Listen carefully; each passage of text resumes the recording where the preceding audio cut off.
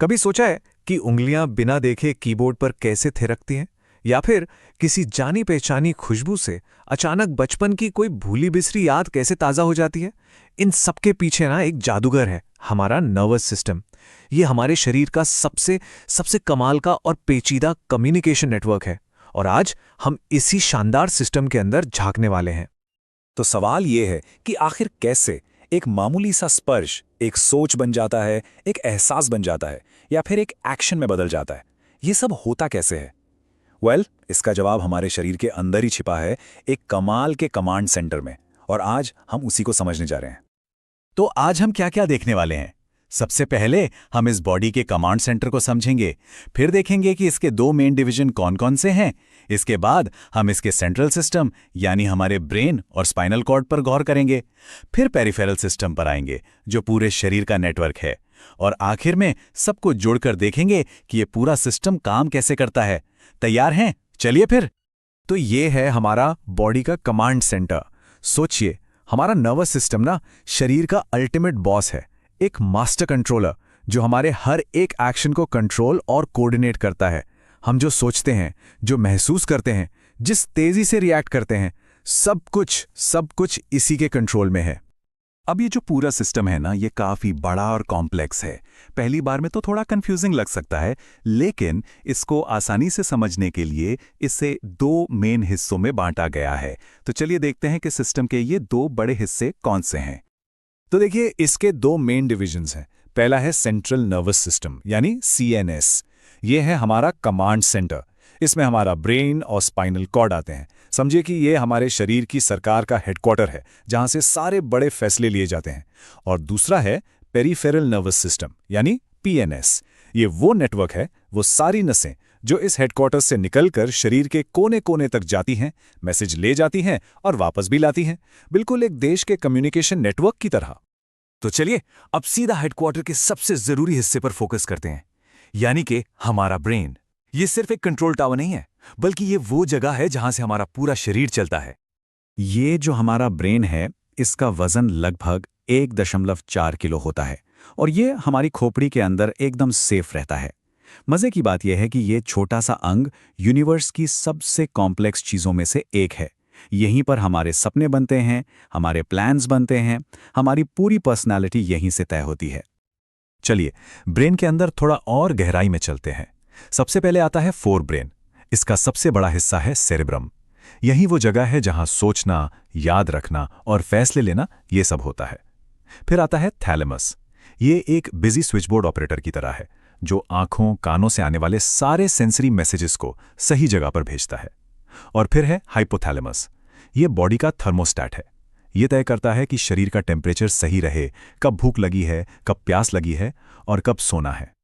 अब आते हैं ब्रेन के उन हिस्सों पर जो बैकग्राउंड में चुपचाप काम करते रहते हैं। ऑटोमेटिक सिस्टम, जैसे मिड ब्रेन। ये हमारी आंखों की मूवमेंट और सुनने की प्रोसेस को कंट्रोल करता है। फिर आता है हाइंड ब्रेन, जिसमें है सेरिबेलम। ये बॉडी का बैलेंस और कोऑर्डिनेशन बनाए रखता है। इसी की वजह से हम बिना गिरे चल फिर पाते हैं। और इसी में है मेडुला ऑब्लोंगाटा। ये तो बॉडी का लाइफ सपोर्ट सिस्टम है। ये चुपचाप हमारी धड़कन, हमारी सांसें, ब्लड प्रेशर, इन सब को मैनेज करता है, हमें पता भी नहीं चलता। ठीक है, तो ब्रेन तो सारे कमांड दे देता है, पर ये कमांड्स शरीर के बाकी हिस्सों तक पहुंचते कैसे हैं? इसके लिए एक इंफॉर्मेशन सुपर हाईवे है, हमारी स्पाइनल कॉर्ड। ये सुपर हाईवे ना 2 वे ट्रैफिक वाला है। मतलब ये ब्रेन से मसल्स तक कमांड्स लेकर जाता है और हमारी स्किन और दूसरे अंगों से इंफॉर्मेशन वापस ब्रेन तक लाता है। लेकिन इसकी एक सुपर पावर भी है। ये बिजली की तेजी से होने वाले रिफ्लेक्स एक्शन को भी कंट्रोल करता है। इस पर हम थोड़ी देर में आएंगे। तो हमने हेडक्वार्टर यानी सेंट्रल नर्वस सिस्टम को तो समझ लिया, पर कोई भी हेडक्वार्टर अपने नेटवर्क के बिना अधूरा है। तो बात करते हैं पेरिफेरल नर्वस सिस्टम की, जो हेडक्वार्टर के कमांड्स को असल में अंजाम देता है। ये नेटवर्क भी दो टीमों में बटा हुआ है। एक है सोमैटिक सिस्टम। ये वो सारे काम करता है जो हम सोच समझकर अपनी मर्जी से करते हैं, जैसे चलना, बोलना, खाना पीना। और दूसरी टीम है ऑटोनॉमिक सिस्टम। ये ऑटो पायलट पर काम करती है। ये वो सब संभालती है जिसके बारे में हमें सोचना नहीं पड़ता, जैसे दिल का धड़कना या खाने का पचना। तो सवाल ये है कि इस पूरे नेटवर्क में मैसेज ट्रैवल कैसे करते हैं। ये काम करते हैं छोटे छोटे मैसेंजर्स, जिन्हें हम न्यूरॉन्स कहते हैं। न्यूरॉन्स ही नर्वस सिस्टम के बेसिक बिल्डिंग ब्लॉक्स हैं। ये ऐसे स्पेशल सेल्स हैं जो इन्फॉर्मेशन को इलेक्ट्रिक सिग्नल के रूप में बिजली की रफ्तार से आगे भेजते हैं। अच्छा, याद है हमने स्पाइनल कॉर्ड की एक सुपर पावर की बात की थी? चलिए अब उसी पर वापस आते हैं। ये सुपर पावर है रिफ्लेक्स एक्शन, यानी प्रतिवर्ती क्रिया। ये बॉडी का अपना इमरजेंसी रिस्पॉन्स सिस्टम है, एक ऐसा तुरंत और ऑटोमेटिक एक्शन जो इतना तेज होता है कि ब्रेन तक बात पहुंचने से पहले ही हो जाता है। इससे एक उदाहरण से समझते हैं। मान लीजिए किसी का हाथ गलती से एक गर्म चीज पर पड़ गया। फौरन स्किन में मौजूद सेंसर इस खतरे को महसूस करते हैं। एक SOS सिग्नल बिजली की रफ्तार से स्पाइनल कॉर्ड तक पहुंचता है। अब स्पाइनल कॉर्ड ब्रेन के ऑर्डर का इंतजार नहीं करती, वो खुद एक्शन लेती है और हाथ की मसल्स को तुरंत कमांड भेजती है, हाथ हटाओ।